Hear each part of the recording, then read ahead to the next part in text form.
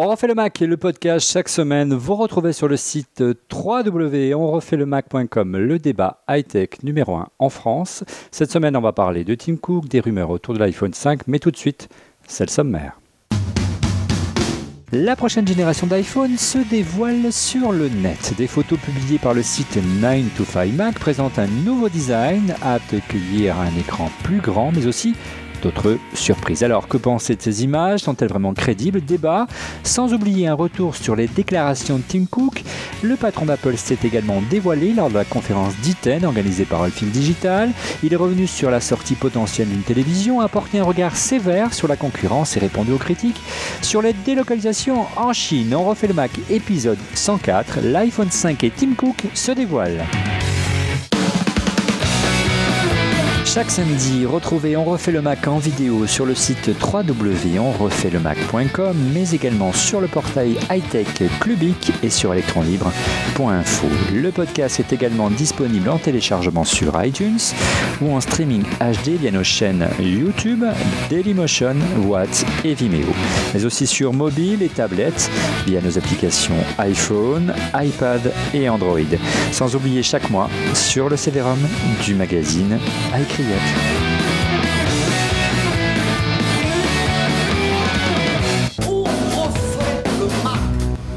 Avec comme chroniqueur cette semaine Rodrigo Sepulveda Schulz, podcasteur, entrepreneur, et j'ai oublié le reste, c'est pas grave. Ça va bien, Rodrigo? Investisseur, ça va bien, Rodrigo? Ouais, ça va bien. Il fait beau enfin à Paris. Après 9 mois d'hiver, c'est vraiment cool. Il fait beau et le seul qui est tombé malade, c'est Monsieur X qui a du courage d'être avec nous ce soir parce qu'il a attrapé froid. Bonjour Monsieur X, ça va bien? Oui, cet ancien responsable d'Apple qui avance visage masqué pour ceux qui ne l'avaient pas reconnu. Bon, en même temps, j'ai pris froid, mais je fais n'importe quoi. J'attrape une suée et après, je conduis dans ma voiture les fenêtres ouvertes. Donc voilà, froid sur chaud. Le résultat, c'est un bon gros rhume. Tu dors tout nu et puis c'est tout. Voilà, donc je vais essayer de parler distinctement. Ouais. Pas de Cédric ce soir parce qu'il a des contraintes de dernière minute, donc on le retrouvera très vite, du moins j'espère. Messieurs, beaucoup d'actualités cette semaine autour d'Apple. On va commencer bien sûr par l'iPhone 5, du moins s'il va s'appeler comme ça, parce qu'on ne sait pas vraiment s'ils vont suivre la numérotation comme on a pu le voir avec le dernier iPad. Il y a un site qui s'appelle... The New iPhone. Et il y a un site qui s'appelle 9to5Mac qui a défrayé la chronique en publiant des photos très précises et avec beaucoup de détails de la prochaine génération donc, de cet iPhone. Ils ont décoté ça via un site qui s'appelle iFax Your Eye, qui est un spécialiste de la réparation de téléphones d'Apple. Donc on peut découvrir sur ces images le nouveau modèle, ou plutôt son châssis. Deux modèles plus exactement, dépourvus d'écran LCD comme vous pouvez le voir, un noir, un blanc. Il reprend de manière générale les lignes, le design de l'iPhone 4 ou l'iPhone 4S, un cerclé de métal avec les antennes, mais il serait plus grand. Alors messieurs, vos impressions, ça semble très réaliste, hein, ça semble assez proche de la vérité, Monsieur X. Écoute, bon, ça reste une information publiée sur Internet avec toutes les précautions d'usage, mais j'aurais tendance à y croire pour deux raisons. Première raison, rappelons-nous la sortie du dernier iPad, dit V3, on l'appelait comme ça, en tous les cas à l'époque. On avait vu sortir beaucoup de choses, des photos de ce qu'on appelle le bezel, c'est-à-dire la face arrière. On avait vu des photos de placement de la caméra, des spécifications qui étaient sorties. Et beaucoup de choses sur ce qui avait été dit étaient vraies. On a même eu l'impression avec cet iPad que c'était pour la première fois véritablement qu'un produit Apple était dévoilé par petits bouts avant. Voilà. Et ça, c'est parce qu'Apple est très exposé ou expose ses nouveaux produits à beaucoup de monde, volume oblige. Donc ça, c'est un facteur ou un faisceau qui me ferait dire que ce qui a été vrai pour l'iPad 10 V3 semblerait vrai pour ce nouvel iPhone. Et puis deuxième indice, qui est peut-être plus concret celui-là, on sait que Tim Cook cette semaine a participé à cette conférence qui s'appelle All Things Digital. On va en parler dans un instant. Voilà, en remplacement de Steve. Il a raconté des tas de trucs. Et puis une chose que vous avez peut-être pas remarqué, on lui a posé des questions sur la sécurité interne d'Apple. Et il a une réponse très courte. Il n'a pas débattu du sujet, mais il a dit nous, chez Apple, ce qu'on va faire à propos de la sécurité, c'est qu'on va doubler, renforcer totalement, mais doubler très exactement notre sécurité. Voilà. Et si je pense, Tim se sent obligé de dire ça. C'est un constat d'échec. C'est que c'est un constat d'échec, absolument, Rodrigo. Donc ces deux faisceaux, ces deux facteurs me feraient dire que oui, on doit toucher près du but avec ces images. Après, on pourra parler de la vraisemblance de ce qui nous est montré d'un point de vue produit. Ouais. Rodrigo, ça semble assez réaliste et assez proche. On sait que Jonathan Ive aime bien qu'il y ait une continuité dans le design. Ça ressemble assez à sa philosophie, Rodrigo. Ouais, c'est plus large, c'est plus fin. Mais c'est pas très joli, je trouve, les photos sur 9 to 5 Mac. Bon, ça reste encore des éléments, hein. C'est pas peut-être pas encore le design mais final. Si la face arrière, il y a une espèce de petite barre en bas et en haut. C'est pas le truc seamless auquel nous a habitués Apple. War Samsung, en tout cas, il y a quelques éléments frappants, hein, qui marquent une vraie différence avec les modèles précédents. À commencer, vous pouvez le voir par le connecteur de la prise casque qui migre du haut de l'iPhone à sa base. C'est un choix d'ailleurs qu'a également adopté un concurrent d'Apple, à savoir Samsung, comme quoi on ne sait plus qui copie l'autre dans cette histoire. Et ce qui est assez frappant également, c'est le connecteur dock. Alors ça, c'est assez étonnant. Il a vraiment réduit de volume, il est beaucoup plus petit. On peut penser, Monsieur X, que pas mal d'accessoiristes vont se faire des cheveux blancs là ce soir. Oui. Parce que ça veut dire que tous les accessoiristes qui avaient déjà l'habitude de changer leurs accessoires à chaque renouvellement de produits, les coques, etc., vont continuer à le faire. Mais maintenant, ceux qui faisaient des accessoires dits actifs, hein, qui utilisent ce fameux connecteur, donc les docks, les systèmes d'alimentation, les chargeurs, vont être obligés de passer à la trappe aussi. Ouais. Et de réinvestir dans des développements. Alors, certainement, quelques fournisseurs triés sur le volet ont déjà été mis dans la confidence et auront des produits prêts pour le lancement, mais pas tous, forcément, même une toute petite minorité sont au courant. Pour tous les autres, eh bien, après l'annonce du nouvel iPhone, quelle que soit la date, ça va être la très très grande course, à moins de tricher, d'essayer d'avoir, je sais pas, des specs par en dessous. Pour quelle raison on pourrait imaginer qu'Apple ait besoin, comme ça, aujourd'hui, de modifier ce connecteur qui est un standard, qui est une source d'argent important pour Apple, puisqu'il licencie ce connecteur chaque fois qu'il y a un accessoiriste qui doit produire justement un accessoire, une enceinte, il paye Apple, hein, il paye des royalties. Il est apparu il y a presque 10 ans, hein, en 2003, Monsieur X.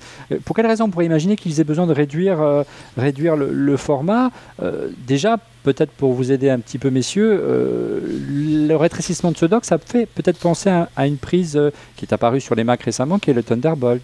Oui, alors moi je pense que sans doute il faudra voir le produit, mais que la première raison en est qu'ils ont besoin de place. Hein, tout simplement. Et que la miniaturisation, ça permet de gagner ça. Parce que oui, le connecteur est breveté, il permet de faire qu'Apple se fait payer des royalties sur chaque accessoire qui utilise le connecteur, mais c'est pas tant, on va dire, la taille ou le nombre de pins qui est breveté que, on va dire, la manière dont la communication des données se fait au travers de ce connecteur. Donc je pense que la miniaturisation, c'est parce qu'ils en ont besoin pour faire autre chose, gagner de la place, faire d'autres trucs. Ouais. Surtout que le connecteur dock, Rodrigo, il est tout juste apparu, hein, ça fait un peu plus d'un an qu'il est seulement sur les Mac. Il faut pas oublier que beaucoup de gens sont sur PC et le Thunderbolt, il n'existe pas dans le monde Windows. Ouais, puis il n'y avait pas beaucoup d'accessoires non plus qui s'en servaient. C'était un concurrent de l'USB 3. Qui est lui-même un concurrent de l'eSATA 2, enfin voilà. C'est fastidieux, moi je trouve, pour le consommateur de devoir gérer tant de connectiques. D'un autre côté, c'est des connecteurs qui permettent d'aller beaucoup plus vite. Aujourd'hui, on fait des transferts à 6 gigabits seconde. Le fait que demain, les fichiers sont plus gros. Ouais. Le fait que demain Apple change son connecteur, c'est quelque chose qui t'embêterait toi personnellement en tant que vieille, entre guillemets, utilisateur d'iPhone? C'est une bonne question. Je vous remercie de l'avoir posé. Non, c'est une bonne question. Ça va mettre le désordre si ce scénario est le bon. J'essaie de réfléchir à ce que j'utilise. Moi, personnellement, non.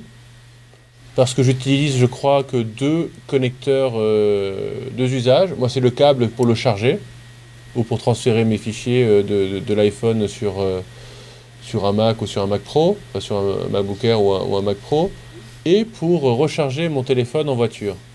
Ouais. Dans les 2 cas, ces câbles-là coûteraient, comme d'hab, 29 €. Ça va coûter 30 centimes à fabriquer, mais c'est vendu 29 €. Donc, c'est pas très grave. En revanche, les gens qui ont acheté des stations d'accueil chez Bose, chez BW, chez tout ça... Près de 600 € pour certains modèles, ouais. Voilà, eux, ils n'auront pas un produit qui sera compatible avec une nouvelle génération.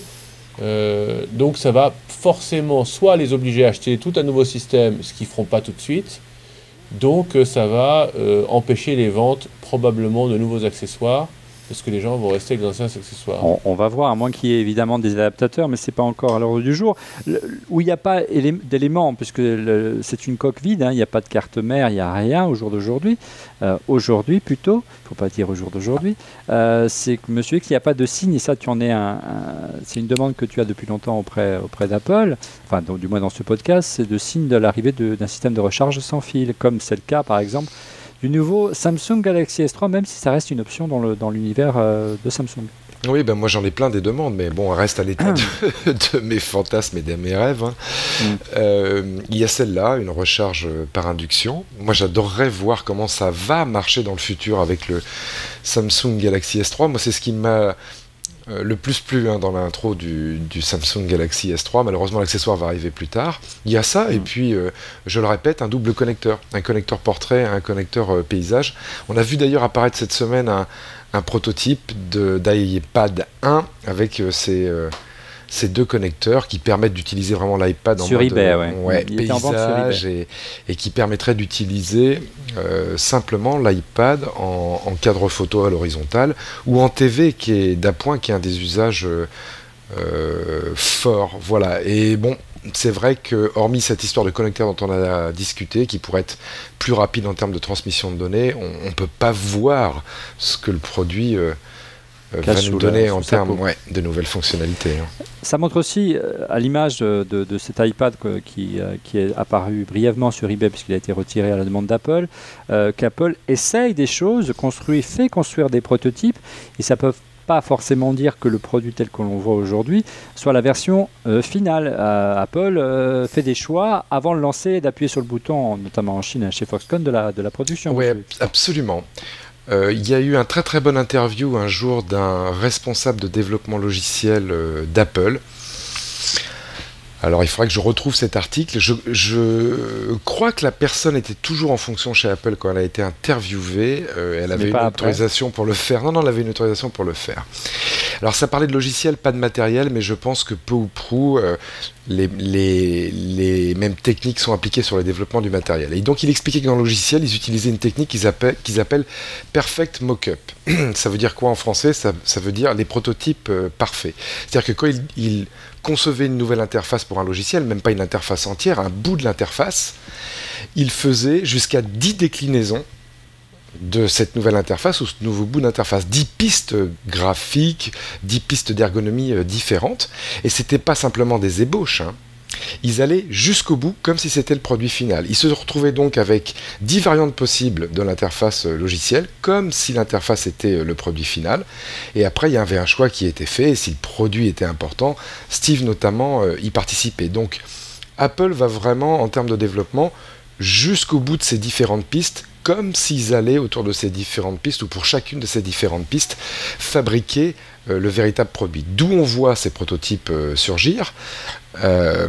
Moi, ça m'étonne parce qu'il faut vraiment que ce soit quelqu'un qui soit parti d'Apple avec un prototype sous le bras. Donc là, je suis très étonné. Ou des usines. Ça veut dire que la pré-production serait pas loin si ça vient des usines. Maintenant, c'est sûr que ça existe, oui, puisque moi, quand j'étais chez Apple, j'ai eu peut-être un an avant que la fonction photo sorte sur l'iPod, entre les mains, un prototype dont le nom était Q14 et qui embarquait une fonction photo.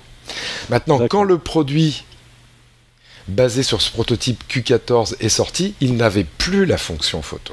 Voilà, donc c'est vraiment un principe de conception, plusieurs pistes, on les mène jusqu'au bout, et après on garde celle qui est la plus satisfaisante. Je crois savoir aussi que par exemple HTC s'est beaucoup inspiré de ça aujourd'hui dans ses méthodes de conception. Ouais. Il y a un point. Moi, je voudrais dire un truc. Ça semble étonnant de faire 10 prototypes. C'est le max. C'est le max. Là, je parlais du logiciel, Rodrigo. Au niveau du matériel, c'est certainement pas 10. Oui. Je voulais vous parler d'un exemple qui était décrit dans Wired Magazine il y a à peu près 10 ans. Il y a 2 boîtes qui se tiennent la bourre sur le design industriel. Et ce serait bien de réinviter nos amis des design, un de ces jours. Ouais, Jean-Louis Fréchin notamment. Jean-Louis Fréchin, par exemple. L'agence c'est Ideo et Frog Design. Et Ideo avait fait la télécommande de TiVo. Vous savez, aujourd'hui, c'est intégré dans quasiment toutes les box. On fait pause et on arrête la télé et on la reprend. À l'époque, c'était une révolution. la télécommande, pour qu'elle soit le plus ergonomique possible, ils en avaient fait 29 itérations différentes. Hein, pour vraiment tester la position des boutons, comment ça se sentait dans la main, le poids, etc. Ils étaient allés jusqu'au bout. Et ça a beaucoup inspiré beaucoup de gens. Et les fabricants de set-top box, par exemple, ici en France, ont fait à peu près la même chose, ont tout testé, dessiné pour faire quelque chose comme ça. Alors, ça me fait penser à une chose que tu m'avais raconté, Monsieur X, pour finir sur ce sujet-là. C'est que c'est aussi une technique d'Apple de diffuser différents modèles, éventuellement de prototypes, pour pouvoir localiser des fuites. En clair, tu m'avais raconté cette histoire d'iPod en différentes couleurs. Chaque responsable d'Apple qui avait été confronté aux différentes gammes d'iPod mini, je crois à l'époque, Monsieur X, avait une gamme des couleurs différentes. Ça veut dire que si ça fuitait, on savait qui étaient les responsables. Oui, alors c'est pas tout à fait ça. D'abord, il n'existait pas, à ma connaissance, des prototypes avec des couleurs qui ne sont pas celles qui sont sorties sur les iPod Nano ou les iPod Mini ou Shuffle après.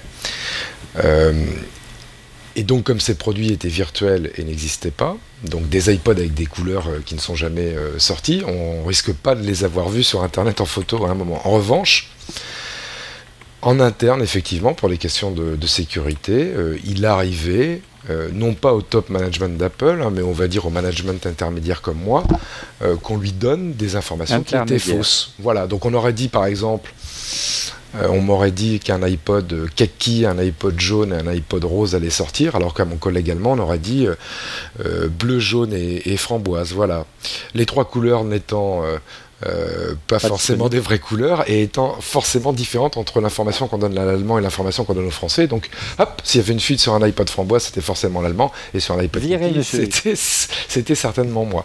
Donc, ça, c'était plus en fait prêcher le faux pour savoir le vrai. Mais oui, c'est arrivé, et je pense que c'est toujours utilisé.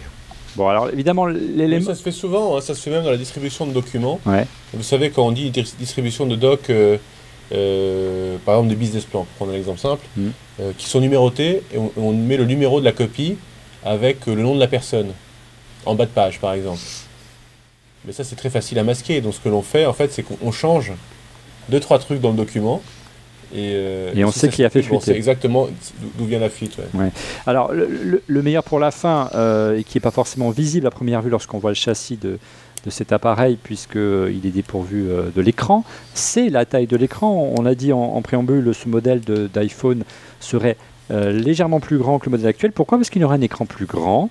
Selon 9to5Mac, le site annonce une diagonale, c'est assez précis, de 3,999 pouces, en clair 4 pouces, et une résolution de 1136 x 640 pixels. Ça y est, cette fois, ça semble assez clair. Apple se dirige et semble suivre la mode des des mobiles sous Android avec des écrans plus grands. Ça semble assez logique. Et puis, a priori, ça ne nécessiterait pas de redévelopper toutes les applications, de gagner un demi-pouce de diagonale, messieurs. Bon, si tu veux qu'elle soit vraiment optimale, quelle que soit l'augmentation, si tu veux, de la résolution, même si elle est faible, il ne faut pas que tu redéveloppes, mais il faut que tu réadaptes. Par contre, la réadaptation, elle serait faible. Elle serait assez faible. Donc ça, c'est plutôt, si c'était vrai, donc il y aurait quand même besoin de redévelopper la résolution de certaines applis. Comme ils l'ont fait avec le Retina, quand l'iPhone 4 est arrivé, des choses comme ça. Ouais. Maintenant, je pense que la question du redéveloppement éventuel des applications qui vont arriver pour ce nouvel iPhone, elle ne se pose pas là sur le facteur de forme, en tous les cas sur la résolution de l'écran, elle se pose, rappelle-toi, sur la signature qu'Apple va demander à tous les développeurs pour pouvoir diffuser leurs applications sur iOS et sur le Mac App Store. Moi, je pense que ça va se faire sur iOS au moment de l'introduction du nouvel iPhone, peut-être avec une nouvelle version majeure d'iOS.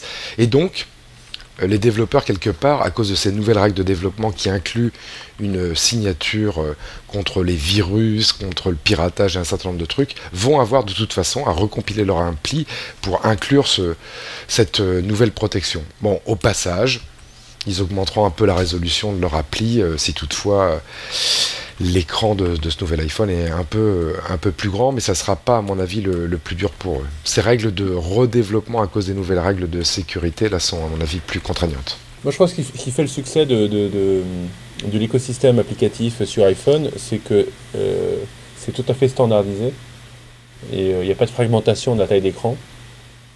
On a commencé à l'avoir entre l'iPhone et l'iPad, des applications optimisées pour écran Retina, mais ça fait que 4. Hmm. Si on commence à introduire la fragmentation qu'il y a dans le monde Android, où il y a toute taille d'écran, ça commence à devenir un enfer pour à la fois les développeurs, mais également pour le consommateur qui ne sait pas quelle est l'application qu'il doit acheter. Ça commence à devenir de plus en plus compliqué, et on s'écarte un petit peu de la simplicité qui est prônée par Apple. Ce qui était très très fort d'un point de vue marketing, d'un point de vue usage, ça a été de se dire l'écran de l'iPad reprend n'importe quel applicatif iPhone avec un petit bouton 2x. C'est bien, ça permettait d'anticiper le fait que la résolution serait moins bonne, mais ça occupait tout l'écran, le real estate comme on dit. Ça devient de plus en plus compliqué d'avoir 3, 4, 5 boutons suivant les différentes tailles d'écran. Donc je pense que Apple, son écosystème développeur et utilisateurs ont tout à gagner à rester sur des tailles standards sans en avoir trop.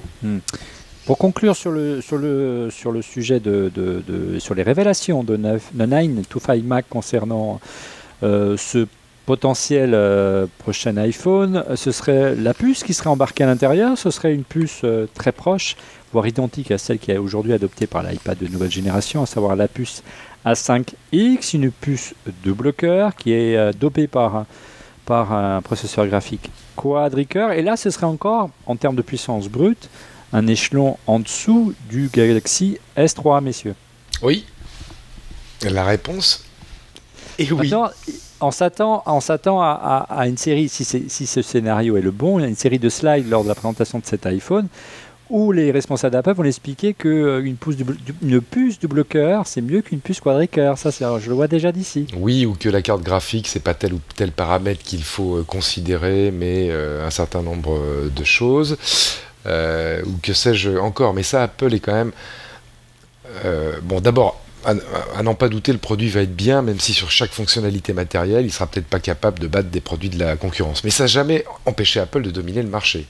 Ouais, Première chose. Jamais lancé le téléphone le plus puissant. On ne va pas refaire le discours ad vitam aeternam de la qualité de l'intégration du matériel et du logiciel, et puis ce que soulignait Rodrigo, qui est essentiel, qui est l'écosystème. Donc même si, point par point, les fonctionnalités ne sont pas prises dans leur catégorie les meilleures, ça ne les empêche pas, avec tous ces éléments, de peut-être faire le meilleur produit à cause de l'intégration matérielle-logicielle et à cause de l'écosystème. Et puis ensuite, une chose est sûre, même s'il y a des petites faiblesses, Apple aura un discours marketing parfaitement léché, parce que Apple est rodé à ça. Hein. Rappelle-toi quand Apple avait des processeurs de chez IBM, les fameux Power PC, on trouvait toujours, bon temps, monsieur X. Ouais, on trouvait toujours une application Mathematica fait par un copain, je trouve bidule fait par mon oncle, qui dans de Photoshop. Voilà, qui dans telle configuration, quand tu mettais le Power Mac allongé à l'ombre, refroidi de telle manière, et que tu le démarrais pendant 30 secondes dans tel mode et pendant 30 secondes en appliquant tel filtre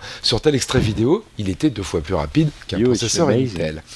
Donc d'un point de vue discours marketing, ça sera rodé, et s'il y a éventuellement une petite différence défavorable en termes de fonctionnalité matérielle pure, le focus sera sur les usages comme d'habitude. Et là, pour avoir essayé des tablettes Android encore il n'y a pas longtemps, utilisé quand mes filles me la laissent l'iPad, c'est le précaré d'Apple, et à n'en pas douter, leur produit il sera bien fait. Je vous rappelle quand même que ça fait 18 mois qu'on parle de cette nouvelle iPhone et 1 an qu'on fait des émissions dessus, quoi. Donc le produit, j'espère qu'il va être bien fini. Voilà. Rodrigo, penses-tu vraiment que le grand public soit vraiment sensible à des arguments de puissance, quadricœur, etc. au moment d'acheter un nouveau téléphone? Il y a les possesseurs actuels d'iPhone. Clairement, ceux qui ont un iPhone 4 aujourd'hui, qui souffrent de sa lenteur comme moi, et qui n'ont pas passé au 4S parce qu'il y a des histoires de durée de contrat d'1 an ou de 2 ans, seront sensibles à un téléphone plus rapide, parce qu'ils connaissent déjà les attraits de tout le reste. Ils ont déjà tout l'écosystème applicatif, ils ont déjà l'expérience iPhone, etc. Donc ils voient l'intérêt de cela clair. Deuxième population, je les mélange ensemble, les geeks ou les gens qui ont besoin d'avoir le dernier truc, clair. Ouais, ils ont besoin d'être rassurés. Les switchers ou les nouveaux utilisateurs qui n'auraient pas encore un iPhone, je pense que pour eux, c'est pas quelque chose d'important. Peut-être que dans les comparatifs de benchmark avec le dernier de Samsung, ok, la taille d'écran, le processeur, le machin, mais c'est pas ça l'argument essentiel, probablement. Il faut que ça se traduise en fonctionnalité, en clair, Rodrigo. Ça permet d'avoir des fonctionnalités inédites, comme on l'a vu récemment avec le Galaxy S3, où on peut, par exemple, lire une vidéo tout en consultant le web. C'est-à-dire la vidéo reste en premier plan comme sur son ordinateur. Ça demande beaucoup de puissance. Bon, il n'est pas exclu que la 5X ne puisse pas le faire, mais on verra. Non, mais les gens ne savent même pas ce que c'est, quoi. Double cœur, quadrucœur. Enfin, très sérieusement, on ne sait pas du tout ce que c'est. C'est pas forcément un argument de vente. Ouais. Au mieux, tu vas te dire, c'est comme si tu avais 2 processeurs qui étaient dedans, ce qui veut dire qu'il y en a un qui peut se dédier à une tâche et un autre à une autre tâche, sachant que tous ces processeurs sont multitâches, donc ils gèrent déjà des flux multithread pour le gérer, etc. Moi, je vois surtout que ça bouffe de la batterie, quoi. Un fait quand même, messieurs, qui est troublant, c'est qu'au moment où sont publiées ces photos, c'est le lancement du Samsung Galaxy S3, qui est le rival désigné du prochain iPhone et de l'iPhone actuel. Est-ce qu'on peut imaginer quelque part que ça pourrait être des fuites organisées par Apple, justement pour amener les acheteurs potentiels à retarder leur achat? Alors, des fuites organisées par Apple, j'ai toujours dit, je n'y crois pas. No way. Les seules fuites qu'Apple a organisées, c'est avec, entre guillemets, et je ne dénigre pas le site 9to5Mac, mais avec des vrais journalistes, ceux qui ont une carte de presse. Le Wall Street Journal, par exemple. Le Wall Street Journal, et qui, dans la vision d'Apple, sont plus que des journalistes, sont des amis, et vont... grâce à ces gens-là, parce qu'ils vont leur montrer éventuellement les produits avant ou les évoquer, recueillir une opinion. Moi, j'avais eu beaucoup de doutes au moment du tout premier iPad, quand je crois le Wall Street Journal, avec Walt Mossberg, avait parlé d'un potentiel prix pour l'iPad aux alentours de $1000. Moi, je considère que c'était quasiment un test client grandeur nature. Voilà. Ouais. Mais des fuites de photos, non. Puis ça a créé la surprise lorsque finalement ils l'ont sorti. Il est moins cher. Moitié prix. Voilà, donc Apple organisait des fuites de photos, non. Par contre, Apple peut le faire, on veut dire à l'inverse. Il y a des fuites sur Apple tous les jours, des photos, des fantasmes tous les jours. Apple est très très soucieux de ça et va demander tantôt l'interdiction de telle photo, tantôt la rectification de tels propos. Bah là, ponctuellement, ils peuvent, on va dire, laisser filer la rumeur, qui est aussi une manière de dire les choses. Dernier point, et peut-être l'élément moi qui m'a le plus intéressé dans toutes les infos qu'a sorti le site 9to5Mac, ça ne concerne pas l'iPhone, ça concerne une fonctionnalité et une application d'iOS, la prochaine version iOS 6. Ces plans, le système de cartographie, le GPS intégré à l'iPhone. Il y aurait une nouvelle version qui arriverait avec une modélisation en 3D notamment. On sait qu'Apple a racheté l'année dernière, on en avait déjà parlé dans cette émission il y a quelques mois, voire presque un an déjà. Je cherche ma petite ligne, qu'Apple avait racheté une boîte qui s'était baptisée C3 Technologies, qui était une société spécialisée dans la modélisation 3D. Là, on s'aperçoit que Plan a changé. On sait que dans la version Android, Plan a beaucoup évolué. Enfin, Google Maps a énormément évolué parce qu'en fait, Plan s'est développé par Google, et on sait bien qu'Apple ne peut pas être dépendant d'Android pour cette application aussi je ne trouve pas le mot, aidez-moi, aussi stratégique, et que c'était c'est ce qui avait fait le plus forte impression lorsque l'iPhone était sorti en son temps. Monsieur X Rodrigo, votre avis? Moi, j'ai rien à dire. C'est une des grandes prédictions qu'a fait Rodrigo il y a au moins 50 épisodes, quand on avait eu cette discussion sur Apple récupère nos données de localisation, qu'est-ce qu'ils vont en faire? Et Rodrigo avait dit dans la minute, ils vont sortir leur solution de localisation. Rodrigo, à toi la parole. Il se laisse jouer modeste, Non, mais ça a été repris par des gens après. C'est 3 technologies. Vous voyez Foursquare qui utilisait Google Maps est parti utiliser je ne sais plus quelle solution, c'est même pas du Microsoft je crois, parce qu'ils ne voulaient plus payer les royalties à Google. Vous avez des plans, c'est assez extraordinaire, j'ai utilisé sur l'autoroute la semaine dernière d'une boîte dont je parlais tout à l'heure. Voilà, il y a des alternatives sur lesquelles on peut innover en termes de fonctionnalité, en termes de rendu graphique, et qui permettent en plus de ne pas payer à Google. Et vous savez l'inimitié qu'il y a maintenant entre Google et puis au-delà du paiement, ça permet aussi de développer des fonctions exclusives à cette application qui existe aujourd'hui sur les nouvelles générations de Google Maps qui sont intégrées à Android et qui ne sont pas et qui sont absents de l'iPhone. Donc là, il fallait mettre à niveau l'iPhone par rapport à ça. Deuxième partie de cette émission, c'est les déclarations, c'est l'interview de Tim Cook réalisée par les équipes de Wall Street Journal, du All Things Digital, s'appelle le D10, notamment par Walt Mossberg. Il parle peu, donc c'est toujours un événement. Oui, il parle Walt peu, Mossberg. donc c'est toujours un événement quand Tim Cook prend la parole. Il est revenu sur tous les sujets qui ont fait beaucoup buzzer, qui ont fait beaucoup l'actualité autour d'Apple. Récemment, à commencer par la télévision, cette fameuse télévision d'Apple. Le patron d'Apple est revenu donc sur ce qu'il semble bien plus qu'une rumeur. Alors, prépare-t-il une télé Voilà ce qu'a répondu à Walt Mossberg du Wall Street Journal, Tim Cook. On l'écoute. Can we control the key technology? Can we make a significant contribution far beyond what others have done in this area? Can we make a product that we all want? Because we think we're reasonably good proxies for others. And so those are all the things that we would ask about any new product category. Bien, messieurs, joli exercice de style. La bonne nouvelle, messieurs, c'est que, en tout cas, s'ils la sortent, Apple est condamné à innover, et ça, c'est plutôt une bonne nouvelle. Monsieur X. Oui. Et en plus, je crois, Olivier, qu'il a dit quelque chose de supplémentaire, qui est un changement dans son discours, Tim Cook. Entre guillemets, il nous bassinait avec Apple TV, le boîtier qu'on connaît aujourd'hui.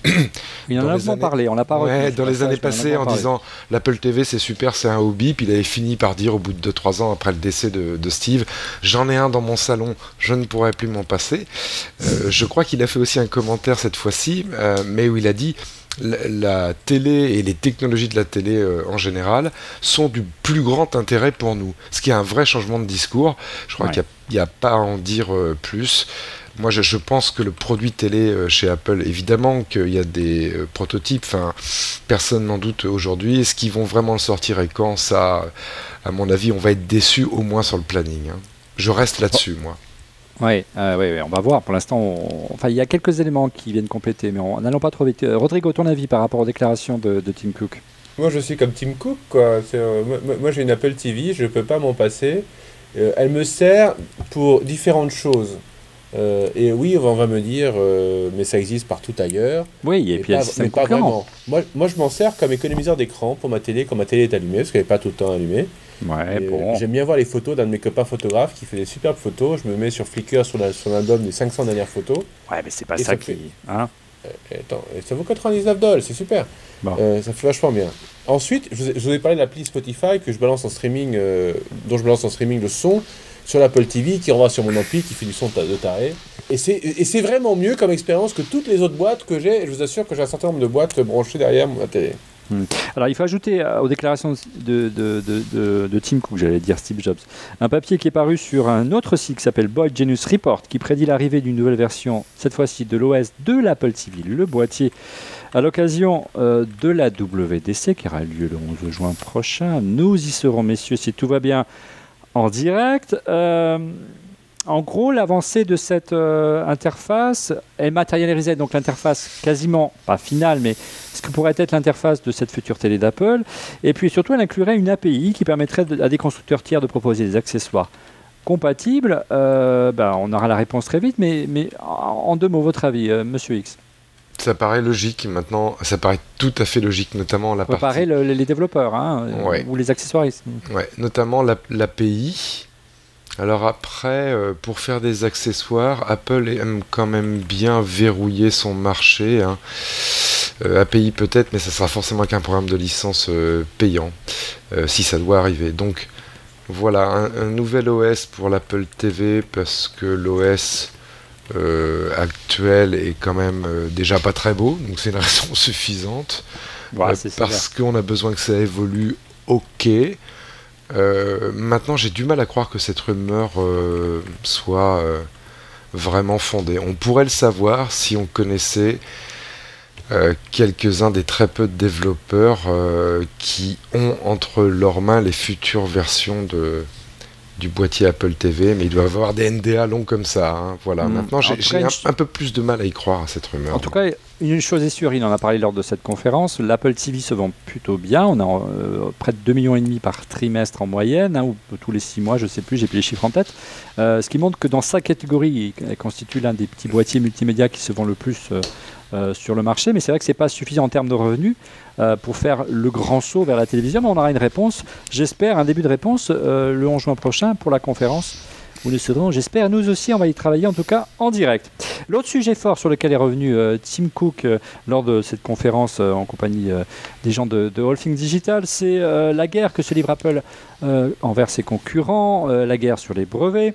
Alors voilà ce qu'a déclaré Tim Cook concernant cette histoire et comment il voit la concurrence aujourd'hui sur le marché des tablettes et des smartphones. I think it's, from our point of view, it's important that Apple not be the developer for the world. We can't take all of our energy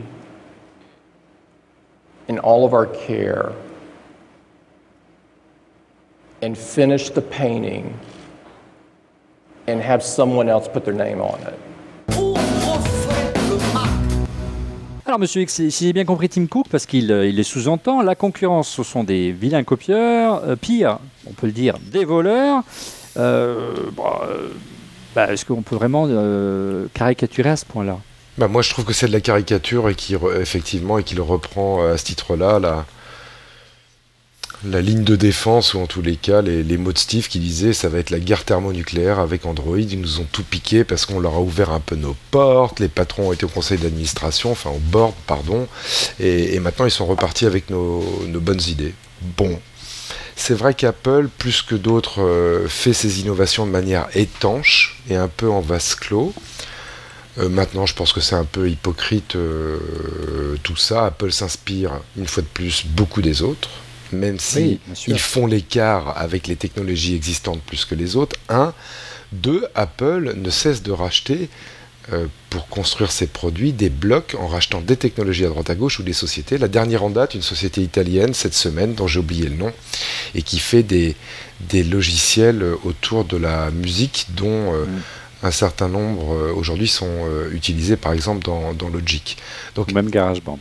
Même GarageBand. Donc Apple est avant tout, on va dire, quelqu'un qui construit des produits au sens un petit peu Lego du terme.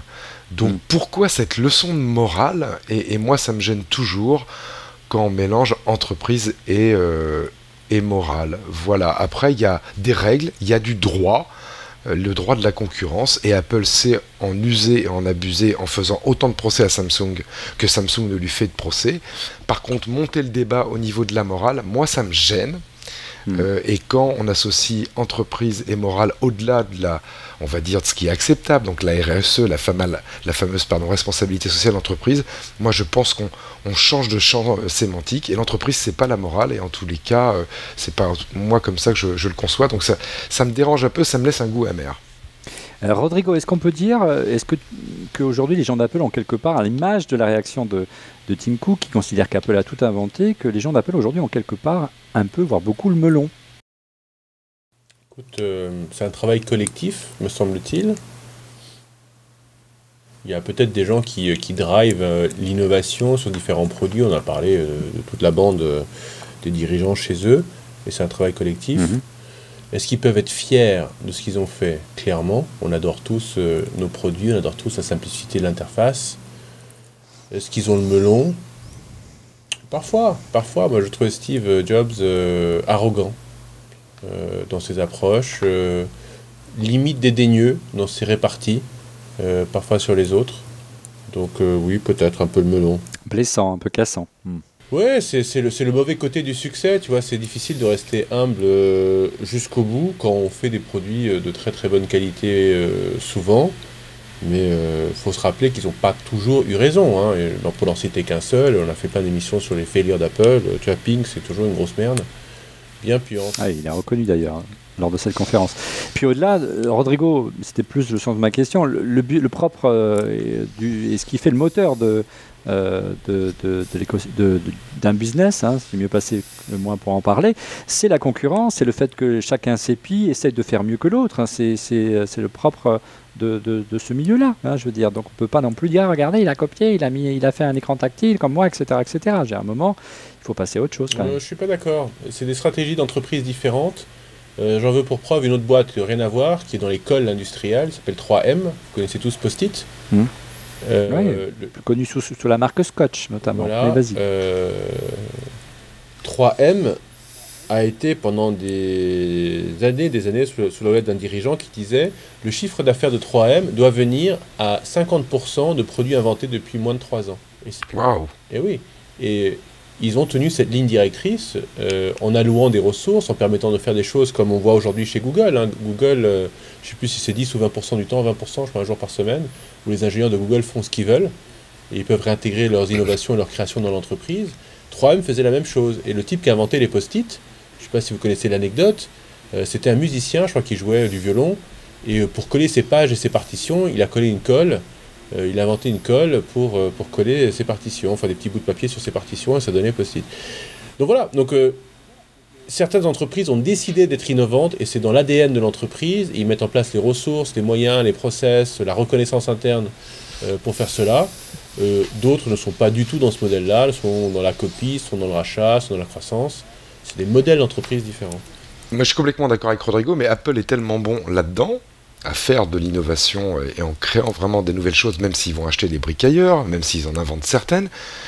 Pourquoi, quand certains s'inspirent de leur travail, voire les copient, ils passent à un niveau de débat qui est la morale? Voilà, à avoir ce niveau de débat-là, ils sortent de ce que Apple devrait rester, c'est-à-dire un fabricant et un vendeur de produits, première chose. Et deuxièmement, à avoir ce genre d'attitude, eh bien on reprend toujours la porte dans le nez, d'accord? Et je vais le redire, souvenons-nous qu'Apple a payé, par exemple, il n'y a pas si longtemps, il y a quelques années, 100 millions de dollars de dédommagement à une société japonaise de Singapour qui s'appelle Creative Labs pour s'être inspiré, avoir fait du reverse engineering sur la molette de l'iPod. Sur le Rio, non? Ouais. Et Apple, non pas le Rio, c'était un prototype je crois qui avait été montré à Steve. Et des procès qui se finissent à l'amiable où c'est Apple qui s'est inspiré d'eux, il y en a eu d'autres et les transactions finales elles sont pas connues. Donc pour moi tout ça c'est un jeu à somme nulle et entre guillemets cette bonne guerre ça fait partie, ça fait partie du business, des armes économiques et du business quoi. Je rappelle que Apple n'est pas une entreprise comme les autres à deux titres. Il y a toute une horde de gens, je serais peut-être dedans, des fanboys, qui évangélisent pour la marque. Pour la marque. On retrouve les mêmes choses dans des très très belles marques. Chez Leica c'est pareil, chez Porsche c'est pareil. Vous voyez, des gens qui évangélisent la marque, ce qui fait qu'ils peuvent se permettre parfois de jouer à la morale et de donner des consignes pour les hordes. La deuxième chose, c'est que c'est aujourd'hui la plus grosse capi mondiale. Donc une très très grosse boîte, donc ça leur peut-être monter un petit peu à la tête. Enfin, pour terminer, c'est le jeu de l'entreprise de racheter des gens, de copier des gens, de s'inspirer des gens. Elles font tout ça, c'est pas spécifique à Apple. Ce qui est peut-être spécifique à Apple, c'est qu'ils ont une armée d'avocats qui bougent au moins de tressaillement d'un battement de papillon à l'autre bout de la terre. Moi, j'ai pris les avocats quand j'étais chez VPod, la boîte que j'avais montée, qui était l'acronyme de la boîte, un Video Publishing on Demand. Moi, j'ai pris les avocats d'Apple pendant 4 ans et demi, qui m'ont empêché de déposer le nom de domaine à l'OMPI à Genève, donc l'Office mondial de protection. Je te rassure, Rodrigo, nous aussi, on s'est pris les avocats d'Apple pour refaire le Mac, mais voilà. Ouais. La seule différence, ils sont extrêmement agressifs d'un point de vue juridique. Alors, autre point auquel Tim Cook n'a pas pu faire l'impasse, c'est un sujet qui a beaucoup fait polémique ces dernières semaines, ces derniers mois, c'est le sujet des délocalisations en Chine de ces usines qui produisent pour Apple chez le fabricant Foxconn. À la question, est-ce que Tim Cook a l'intention de changer les choses? À la question, est-ce que Tim Cook envisage de construire en nom propre des usines en Chine? Voilà ce qu'il a répondu. Well, there's a lot of questions in there, so let me try to take those one by one a little bit. Why don't we do it? We decided over a decade ago that there were things that we could do better than anyone else, and those things we wanted to do ourselves. And then we looked at other things and said, you know, somebody else can do those better than we can or as good as we can, and we shouldn't put our effort into those. Manufacturing was one of those. The operational expertise and the engineering around it and the whole supply chain management stuff is all, Apple is doing all of that. You used to have factories, and you used to have at least one factory I can recall in the US, I think in Colorado somewhere. Do you ever see the possibility? I mean, you're a huge company. I would say you're certainly the most influential company in tech and maybe the most or one of the most in any industry. And you're an operations expert. Yep. things do change. There is some manufacturing revival in the U.S. Will there be an Apple product ever made again in the United States? I want there to be. So will it ever say on the back of an Apple product, designed in California, assembled in the United States? It may. It may. And even though it doesn't say that today, you could put down there, several parts are from the United States. Of course, we're not Well, I can't put anything down there. You can put it down there. Bien, messieurs, on sent que, bon, encore une belle démonstration de langue de bois. On sent que les taux, en tout cas, se resserrent aux États-Unis sur Apple sur le sujet des délocalisations, messieurs. Surtout que Tim Cook, monsieur X, était en première ligne parce que c'était lui l'artisan, justement, de la fermeture des usines en nom propre d'Apple. Il a été embauché de ça il y a une dizaine d'années, plus d'une dizaine d'années, en 98. Et c'est lui le champ du supply chain au sein d'Apple, monsieur X. Oui. Et on peut dire qu'en termes d'organisation et de rationalisation de des outils de fabrication et d'assemblage, il a fait un travail qui fait référence dans le domaine. Hein. Ouais, en termes vraiment de fabrication et de logistique, c'est absolument remarquable, avec une théorie qu'on peut résumer comme ça, et qui part de ce qui est inscrit sur vos produits Apple. C'est marqué conçu en Californie. Conçu, ouais. Assemblé. Design, c'est plus conçu. Oui. Ouais, c'est conçu. Hein. C'est pas dessiné, c'est conçu. Assemblé en Chine, et on pourrait rajouter vendu partout sur la planète. Là, voilà la logique industrielle de Tim Cook, et c'est difficile de faire machine arrière. Alors maintenant, pourquoi il en parle? Parce que Apple a eu de la pression il y a à peu près 6 mois de ça, en disant Apple est très riche, Apple ne paye pas forcément ses impôts aux États-Unis, il y a de l'optimisation fiscale, et en plus ne crée pas d'emploi, ou même a eu une perte sèche d'emploi. Donc c'est assez polémique. Il faut savoir qu'aux États-Unis, on est en année d'élection présidentielle, et que ça a aussi de l'influence.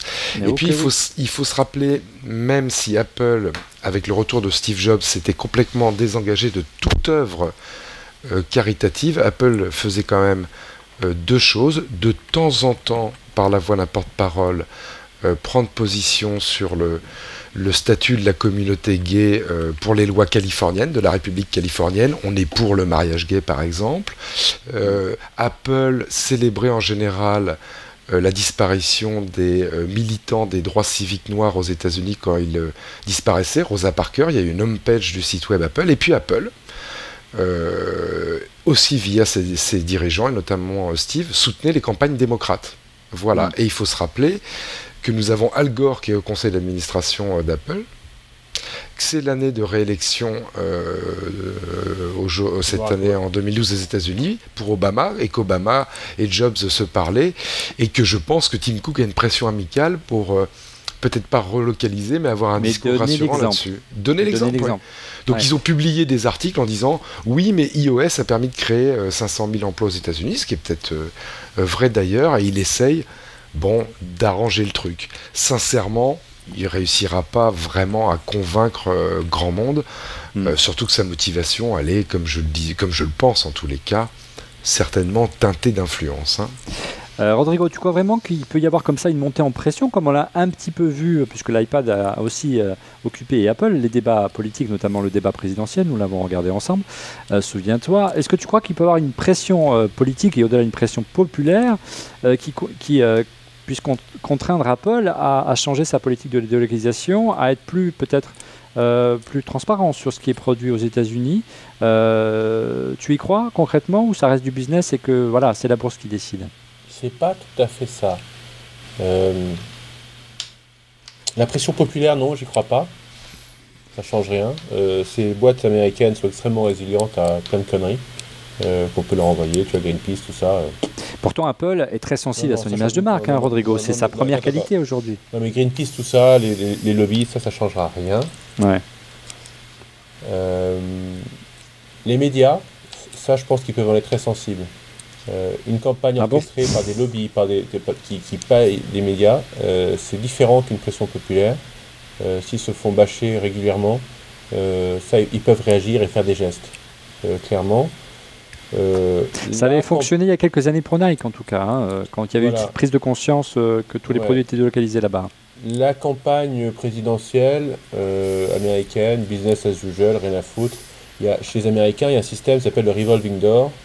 Les hommes politiques vont faire du business, puis ils deviennent hommes politiques, puis en font du business, puis hommes politiques. Pour eux, c'est tout à fait naturel. Ils ne vont pas se fâcher à ce niveau-là. Donc non, j'y crois pas. La seule chose qui les contraint, Apple, comme beaucoup d'entreprises américaines, c'est la loi. On l'a vu au Brésil, où ils ont été obligés de fabriquer un certain nombre de leurs produits parce que ça leur coûtait moins cher. Mais c'est bien, la politique, c'est encore quelque chose, monsieur. Ouais, c'est le business qui pilote le truc. Monsieur X a dit, ils sont bien obligés de le faire parce que ça leur coûte moins cher.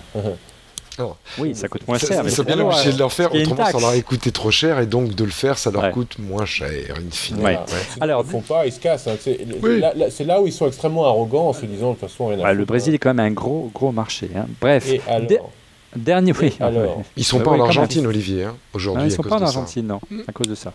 Dernier point qu'on voulait vous présenter ce soir, dernière intervention qu'on a mis en évidence lors de cette conférence de Tim Cook, c'est sa gouvernance et sa relation qu'il entretenait avec Steve Jobs. Alors, est-ce qu'Apple est différent depuis qu'il a pris les rênes? Qu'a-t-il appris de Steve Jobs et dans quelle mesure il souhaite se démarquer de lui? Voici ce qu'a répondu Tim Cook, séquence émotion. I learned a lot from Steve, you know, and it was absolutely the saddest days of my life when he passed away. And maybe as much as you should see or predict that, I really didn't. And but at some point late last year, I sort of, somebody kind of shook me and said, it's time to get on. And so that sadness was replaced by this intense determination to continue the journey. Alors messieurs, on sent une vraie émotion dans la voix de Steve Jobs. C'est pas forcément un acteur, donc on le croit, contrairement à Steve Jobs. Et puis peut-être quelque part, Monsieur X, il y a une prise de conscience de la lourdeur de la tâche qui l'attend, parce qu'on le voit, la comparaison avec Steve Jobs est toujours là et va le suivre quasiment toute sa carrière. Bah, j'espère que c'est ça, Olivier, qu'effectivement, Tim Cook est pris de vertige devant l'héritage qu'il a assumé et la lourdeur de la tâche d'un point de vue symbolique. Hein, parce que le boulot, il est capable de le faire et nous le démontre. Maintenant, si tu prends ses propos et tu les sors du contexte, on dirait un disciple de Raël perdu à la mort de son maître. Non, ça fout quand même un petit peu les jetons. Moi, en tous les cas, je me vois pas dire que le jour le plus triste de ma vie, c'est le jour de la mort de mon boss. Tu vois? Non, mais ils avaient un relationnel différent. Mais voilà, et donc... Enfin, de ton boss qui t'a filé quelques centaines de millions de stocks. Hein. Salaud, Monsieur X, remboursé. On avait dit qu'on le disait pas, Rodrigo. Voilà, donc voilà. Vous le savez maintenant. C'est toujours ça, moi, qui m'étonne un petit peu avec Apple. J'ai toujours dit quand j'étais chez Apple, quand on me parlait de ça, y compris les journalistes, non, Apple n'est pas une secte, c'est juste une entreprise normale. C'est vous qui fantasmez. Mais je dois dire que depuis la disparition de Steve, Tim Cook sur ce sujet-là, contrairement à ce que je disais quand j'y étais, me fout un peu les jetons, quoi.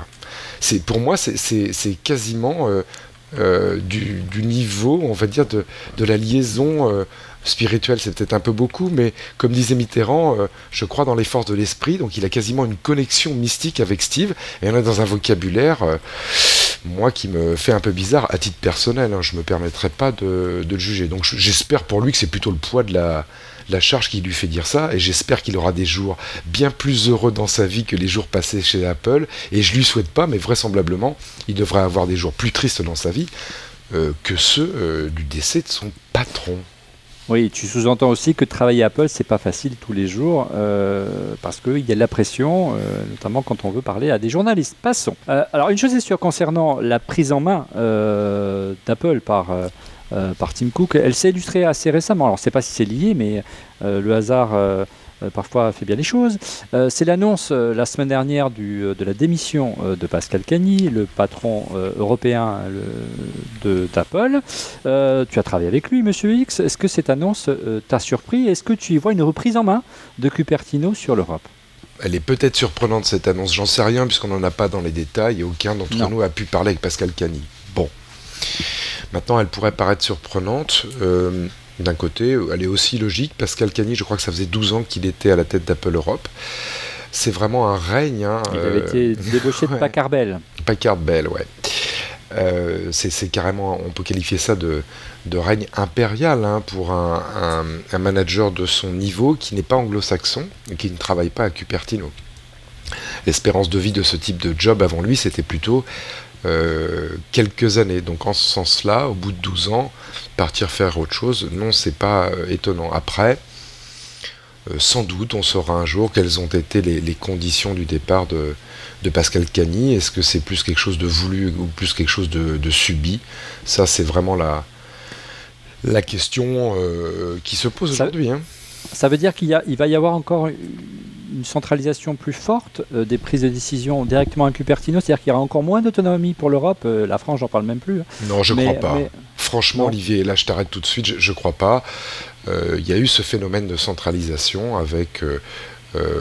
bon, il y a toujours eu en centrale les décisions principales qui étaient prises, mais il y avait une autonomie d'action dans les régions et dans les filiales, autonomie d'action que représentait très bien Pascal Cagny et pour lequel il était légitime, puisqu'il avait été embauché par Steve Jobs. Déjà. Oui, c'était un homme embauché par Steve Jobs, c'est important de le souligner. Et il nous a raconté un jour, on en parlera peut-être une autre fois, comment il avait été embauché, c'est assez étonnant. Bon, donc il était légitime et il avait une autonomie d'action pour, on va dire, conduire les affaires commerciales d'Apple en Europe pour ce qui était des revendeurs professionnels, hein, pas du magasin en ligne, pas des Apple Store. Non. Et il a fait, à ce titre-là, un travail qui est remarquable de mon point de vue, même s'il a bien été aidé par les produits Apple. Cette autonomie d'action, comment je vais vendre les produits, ou comment je vais les pousser, même s'il y avait un cadre donné par la maison mère, cette autonomie d'action, elle a été perdue pour moi en 2005-2006. En 2007, elle était finie. Donc, de mon sens, depuis 2007, il n'y avait plus de décisions prises dans les régions, et il n'y avait même plus d'autonomie d'action. Donc, même les plans marketing arrivent des États-Unis, on leur dit, quand vous allez parler... par exemple, un opérateur téléphonique pour qu'il se mette avant de l'iPod, voilà les conditions standards, la grosse négo commerciale se fait aux États-Unis, et les plans d'action, c'est il va mettre telles affiches dans ses boutiques, il va avoir tel plan de formation, et les gens d'Apple Europe, au premier chef desquels Pascal Cagny, ne pouvaient même plus avoir cette autonomie pour commercialement aider plus ou moins tel revendeur. C'est particulièrement frustrant. Hein. Voilà, donc vu sa personnalité, ah oui, c'était frustrant, et il le disait peut-être pas publiquement, mais il avait laissé entendre plusieurs fois, et c'était sorti d'Apple, que si une bonne opportunité se présentait, il serait parti. On l'a même cru à un moment rejoindre cette chaîne anglaise qui s'appelait ITV. Ouais, donc il devait s'embêter depuis ça reste dans le monde Apple. Hein. Ouais. Et pour finir là-dessus, bon, peut-être que si on avait proposé à Pascal Cagny de faire plus chez Apple, il aurait accepté aussi. Hein. Sa manière d'essayer de sortir, c'était une manière pour négocier le fait de rester avec un plus grand poste, et ça lui a pas été donné, apparemment. Puisqu'il part, donc il avait plus d'autonomie et pas vraiment d'avenir. Et ça, c'est certainement Tim qui en a décidé. Hein. En tout cas, message personnel pour Pascal, s'il nous regarde, qu'on connaît bien, hein. Ici on refait le Mac, et à Écriette, il vient quand il veut, quand l'actualité sera un petit peu ralentie, quand ce sera un petit peu calmé. C'est avec un grand plaisir qu'on le recevra dans cette émission. On passe, messieurs, aux questions Twitter. Question Twitter de Steven Huon sur un point auquel on n'a pas abordé concernant l'iPhone 5, à savoir, l'iPhone 5 peut-il sortir avant l'automne? Qui va se mouiller? La réponse est non. Moi, je pense qu'il va sortir à l'automne et qu'on va même pas en parler à la WWDC. Voilà mon pari personnel. Oui, et puis il faut laisser Rodrigo peut-être le temps à l'iPhone 4S de tenir au moins un an, quoi, et finir ses ventes, quoi. Il a encore un potentiel. Oui, je suis d'accord. Question de Eric R, alias Number Eric R. Quelle nouveauté pourrait intégrer iOS 6 ? Et particulièrement, est-ce que Siri vous pensez qu'il va évoluer et surtout sortir de cette version bêta, notamment en français? Surtout que la concurrence a signée, on l'a vu récemment avec le Samsung Galaxy S3. Monsieur X ou Rodrigo? Il faut que Siri évolue, autrement Siri va mourir, hein, parce que on a tous fini par l'abandonner. Donc oui, moi j'espère que Siri va évoluer dans iOS 6, c'est logique en même temps, parce que moi je pense que Siri sera utilisé dans un produit télévision d'Apple si ce produit existe, et il y en a bien besoin, c'est un truc assez stratégique. Donc ça sera peut-être une des nouveautés, un Siri un peu plus évolué pour la WWDC. Pour conclure, Rodrigo, on sait que c'est aujourd'hui le meilleur argument de vente de l'iPhone 4S, Siri, donc ils n'ont pas de choix. J'en sais rien, j'ai pas de 4S, j'ai pas Siri, ça m'intéresse pas beaucoup. Moi, le seul truc qui m'intéresse dans le 4S, c'est qu'il va plus vite et qu'il a une caméra qui fait une meilleure photo que l'actuel 4. Bien, ce serait le mot de la fin. On passe au coup de cœur. Les coups de cœur, et on commence par Rodrigo. Ouais, bah moi je vais vous parler d'un truc qui a été présenté à All Things D, à D10, à la conférence dont on a parlé ce soir de cette émission. Et c'est un truc qui sort tous les 6 mois par Mary Meeker. Mary Meeker, c'est cette excellente analyste de banque d'affaires qui a eu ses hauts et ses bas, mais qui a rejoint Kleiner Perkins comme analyste. Et elle nous donne la météo de l'Internet tous les 6 mois avec moult détails. C'est une presse. Alors vous pouvez voir les vidéos, alors je sais pas si elle est sortie, mais il y a toujours la vidéo qui est un condensé. Et il y a sa presse qui est énorme, qui fait 112 pages et qui donne tous les derniers chiffres sur la croissance dans tous les secteurs possibles et imaginables de l'Internet, du mobile, de la tablette, des modèles d'affaires, les boîtes qui marchent, les boîtes qui ne marchent pas, qui va gagner demain, qui ne va pas gagner demain, les dernières projections. C'est un outil de travail indispensable pour n'importe quel professionnel de l'Internet. Premier coup de cœur. Ah mince. Ouais. Tout à l'heure, je vous ai parlé de l'application, c'est Waze. Alors je ne sais pas si on en a déjà parlé dans Refait le Mac. Waze, c'est un système collaboratif. C'est un petit peu comme Runkeeper, c'est-à-dire vous suivez votre trajet, mais en voiture. Et petit à petit, quand vous suivez votre trajet, comme il commence à y avoir beaucoup de gens sur le même chemin, il en déduit que c'est une route. Suivant le nombre de personnes, il en déduit que c'est une 4 voies, 2 voies, une voie où les gens passent peu. Et en fait, collaborativement, ça redessine une carte sur votre téléphone. Waze, W-A-Z-E, c'est un petit nuage, le logo. Et c'est extrêmement précis. C'est un peu comme Coyote pour définir le trafic devant vous. Vous lancez le truc et vous dit voilà le ralentissement. C'est extrêmement précis. Moi, ça faisait longtemps que je ne m'en étais pas servi, genre 1 an ou 2. Je m'en suis resservi le week-end dernier. C'est vraiment étonnant, comme c'est chouette. Avant les départs à vacances, une explication indispensable, Rodrigo. C'est vraiment vachement bien. Et puis le dernier détail, je vous raconte ma vie. Moi j'ai un Mac Pro première génération, Mac Pro 1,1 qui date de août 2006, acheté en janvier 2007. Il y a donc 5 ans et quelques. Et je me suis fait plaisir. Je suis allé sur macsales.com, site américain. Encore ouais, Chaque semaine, il me fait le coup. Mais ouais, je suis allé sur Macsales et je me suis... Qu'est-ce que tu as pu changer encore à l'intérieur? Il ne peut plus évoluer là, c'est fini, il est au taquet. J'ai mis un lecteur Blu-ray. Donc maintenant mon Mac Pro lit le Blu-ray. Et non, mais alors le truc que j'ai découvert, c'est que ça ne lit pas les Blu-ray par défaut. Il n'y a pas de lecteur. macOS ne se gère pas. Et ouais, c'est bizarre, hein. Alors Google... Ouais, quoi. Mais il y a des logiciels. Mais voilà, et j'ai un logiciel pour vous qui marche très bien, qui s'appelle Blu-ray, non pas Blu-ray Extra, c'est lequel? Non, mais je crois que, je sais pas où il a été chercher tout ça, mais par exemple, voilà. C'est bizarre. J'ai lu ça quelque part. J'ai lu ça quelque part. Ça s'appelle Blu-ray Player, donc ça y est, je l'ai trouvé. Vous le trouvez sur macupdate.com, Blu-ray Player. Moi j'ai la version d'essai, parce que bon, j'ai des lecteurs Blu-ray par ailleurs, hein. Mais ça le lit très bien, aucun problème, c'est comme le lecteur... Il y a même des logiciels gratuits pour ripper ces Blu-ray. Gratuit. Et je ne les ai pas rippés, juste lire. Oui, mais même tu peux. Le voilà, pour les lire sur son Apple TV. Il faut voilà. lire le dernier à Criette, hein, il est en kiosque. Merci Rodrigo. C'est fini pour les coups de cœur? Ouais, je sais pas si je suis à 10 000, tiens, je vais vérifier. Bon, 10 000 followers. Il avait dit, tant qu'il n'atteindrait pas les 10 000, il ne donnerait plus de coups de cœur. Monsieur X, ton coup de cœur justement ce soir. Alors très vite pour moi. Alors d'abord, je vais commencer avec un service internet qui m'a été signalé par quelqu'un qui nous suit sur Twitter, qui est un Français mais qui vit au Mexique et qui s'appelle Michael Thomasin, si je ne me trompe pas, et qui m'a signalé un service qui s'appelle Covify.com, Covify.com. Qu'est-ce que c'est? Avec la sonorité, on peut se douter en fait que c'est un service internet, on va dire sœur ou fait pour être associé à Spotify, ça finit pareil.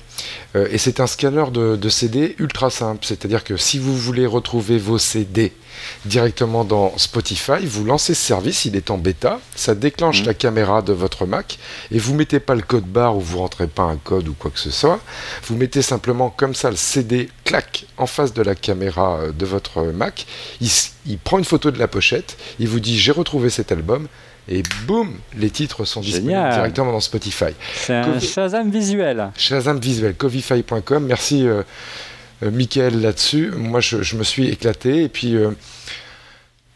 pour finir, mon deuxième coup de cœur, bien que je n'y ai pas mis les pieds, j'ai pas eu le temps, j'étais un peu perturbé dans mon emploi du temps, c'était la Creative Week d'Adobe à Paris toute la semaine dernière. Live. animé par notre ami Benjamin Vincent, notamment de Technologic. Ouais, même si c'est un peu commercial, hein, forcément c'est un salon. Moi j'adore ce type d'initiative. C'est Adobe qui aujourd'hui dans le monde Mac défend pour moi le drapeau de la création. Et je suis carrément écœuré de voir que c'est HP qui est le sponsor officiel du truc et pas Apple. Ça me fait pleurer, donc qu'Apple se reprenne. C'est pas le grand amour entre Apple et Adobe en ce moment. Qu'Apple nous sorte des nouveaux Mac Pro et qu'il se remarie avec Adobe dont il n'aurait jamais dû divorcer, surtout pour des conneries quoi, du HTML5 contre du Flash, il y avait de la place pour tout le monde. Donc vive Adobe. Alors, mon côté, un coup de cœur, c'est aussi un grand coup de chapeau à quelqu'un qui nous suit sur Twitter et qui est fidèle de l'émission. Il s'appelle Steph Cartoon, c'est aussi son pseudo sur Twitter. C'est un caricaturiste de talent. Il a eu la gentillesse en tout cas de croquer chaque membre d'On refait le Mac au travers de différentes émissions. Alors déjà, gros plan sur Rodrigo nous avons fait une émission sur le Galaxy S3. Au montage, on vous diffusera l'image. Voilà, qu'est-ce qu'on en a branlé du Galaxy S3 ? C'est plus vrai que nature. Alors vraiment, il y a beaucoup de talent, ce garçon. Autre personne qui a eu droit à un petit coup de caricature, c'est notre ami Cédric Ingrand, qui est absent ce soir, qui lui aussi a eu droit à sa petite minute de gloire. Hein, je lis, l'écriture, enfin bref, sans m'abaisser au niveau des petits vermisseaux rampants incultes et maillants que vous êtes. Plus vrai de nature, encore une fois. Et mon préféré, c'est de loin celui de Monsieur X. On sait enfin ce que fait Monsieur X pendant les émissions dans sa cuisine. Vous voyez, il prépare une jolie tambouille et il fait des essais avec un Minitel pour un futur live dans On fait le Mac en direct. Eh ben, j'espère qu'on sera en live le 11 juin. On y travaille en tout cas. Et puis moi aussi, j'ai eu droit également à une petite pichenette. Mon frigaro doudou, on s'est encore moqué de mon accoutrement et de mon blouson que je portais il y a 15 jours. Non, c'était pas je ne l'avais pas fauché à une fille de petite vertu, croyez-moi. C'était bien mes vêtements et ils sont très bien, que diable. Voilà, merci messieurs d'avoir participé à cette émission, à ce 104e ou 105e épisode, je ne sais plus, on en est dans On fait le Mac. Vous retrouvez bien sûr Monsieur X chaque semaine dans sa cuisine et sur Internet et sur Twitter @TrueMrX. Vous retrouvez Rodrigo sur bientôt 10 000 followers, Rodrigo, tu n'es pas très loin. Rodrigo. Quant à nous, on se retrouve le 11 juin prochain et non pas la semaine prochaine. On va préparer le direct le 11 juin, donc vers 18h40 pour la WWDC, la conférence des développeurs Apple. On suivra près de 2 heures de direct les nouveautés qui seront présentées sur la scène du Moscone Center. On vous donne donc rendez-vous le lundi 11 juin à 18h40 en direct pour On refait le Mac. On donnera plus d'infos et des détails sur le site onrefaitlemac.com. Voilà messieurs, à bientôt. Au revoir.